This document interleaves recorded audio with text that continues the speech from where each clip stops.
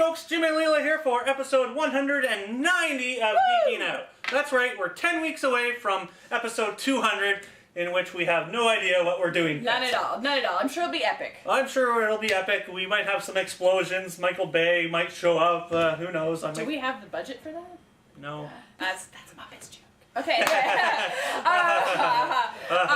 Also, between now and episode 200, we have lots of stuff going on. We do Free have. Comic Book Day. We have our Free Comic Book Day episode. We have interviews from Wizard World this coming weekend coming up.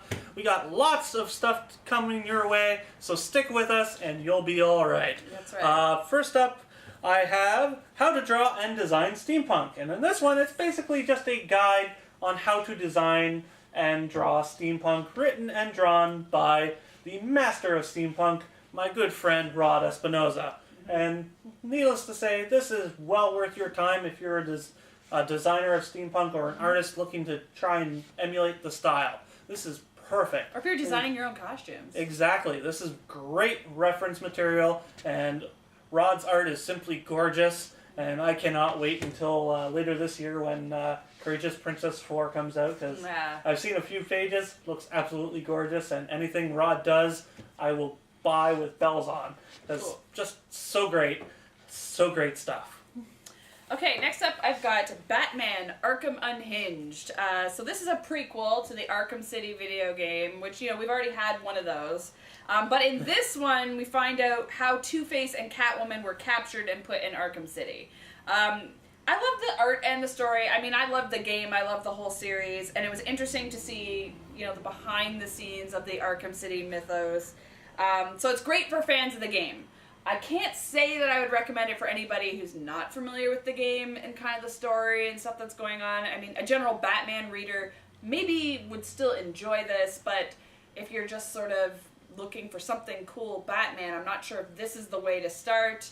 I'd definitely, you know, start with maybe the new DC Batman #1 or Batman the Dark Knight or, you know, Batman and Robin. But this is cool for people who like the video game. This is made for you. And I think that it's worth your time. I think it's worth picking up. I really enjoyed it. Alright, next up we have Soulless, Volume 1. In this one, Alexia is Soulless, a preternatural bridging the gap between the natural and supernatural worlds. But when she is assaulted by a rogue vampire, her circumstances become even more complicated when blamed for the vampire's death. The vampire is already dead, technically. Yeah. Either way, the vampire starved to death. Yeah. So, this is a simply gorgeous looking book. There's a very nice steampunk aesthetic here. There's really beautiful art in it.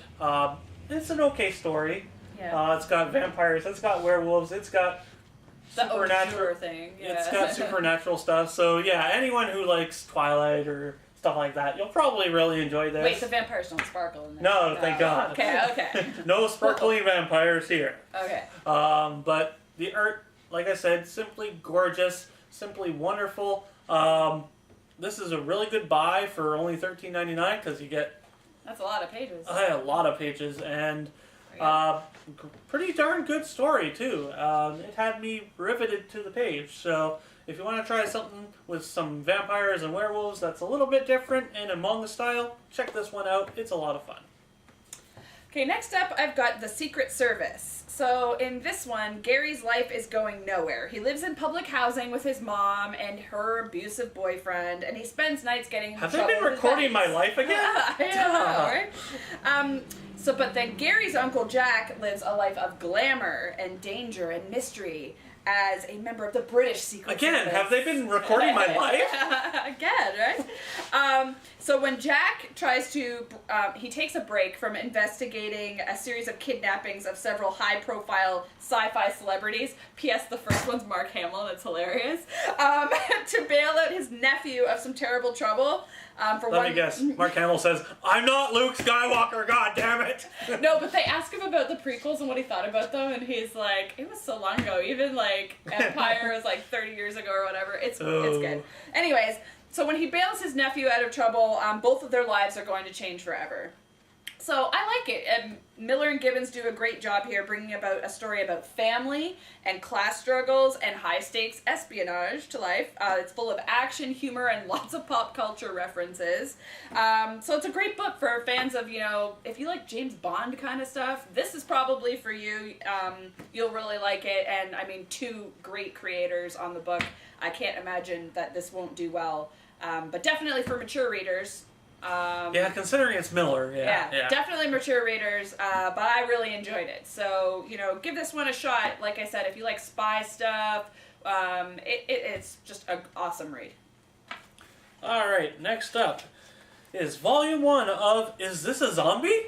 And in this one, undeath isn't easy for a Yumo, who is a teenage zombie serving as a bodyguard to a necromancer. But things become even more outlandish when a Yumo steals the powers of a magical girl, transforming into one himself. So, wait, he's a zombie, protecting a necromancer, steals powers, becomes a girl. Yep. Okay. A magical girl with a chainsaw. Cool. Is this like a tie-in to the new Army of Darkness? No, but it is absolutely hilarious. Yeah, it sounds like it has to be. This is one of the funniest mangas I have read in pretty much ever. Nice. Almost every page there was a laugh out loud scene. Great characters in this that you just fall in love with almost instantly, and the storyline is just absolutely bonkers. Is it okay for a kid level? Oh hell no. No, it's mature. Definitely mature. It's very mature. Okay. There's lots of language, sexual attention, nudity, etc. And very, very violent images. So definitely not for kids. Yeah. But if you're a mature manga reader, this is absolutely for you. This is absolutely hilarious. Nice. I have not laughed this much in a long time, and this was a great pick-me-up after a long month of reading Marvel. Okay, so last for me is a book called The Secret. In Arlington, Virginia, a man is coerced into giving away his secret password to his company's computer system. And then in Washington, a high-powered law firm is broken into by a security firm, no less. And in London, England, a man is shot for what he knows. So how are these events connected, you say? Steadfast Security Solutions is in the middle of it all, but what's their motivation? Okay. Money. I don't know. I think it's probably more like revenge, but it's usually revenge, money... Money, revenge, sex. Yeah.